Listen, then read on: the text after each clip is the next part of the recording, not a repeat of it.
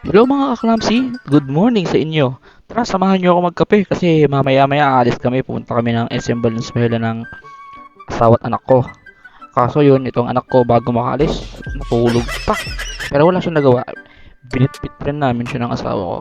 So yun nga, yung asawa ko nagtatanong at nagagalit bakit daw hindi ko dinala yung trolley ng baby namin.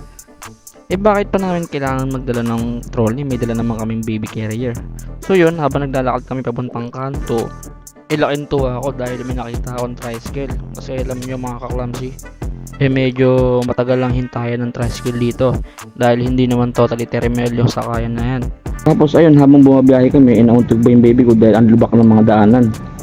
After nun is nakasakay na rin kami agad ng minibus.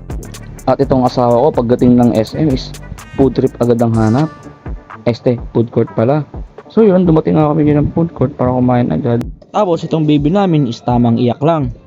Syempre dapat wag mo papadadain kagad yan kasi baka mamaya makatilang yung good tapos sasalpa ka mo ng dede. Syempre mali yun, di ba?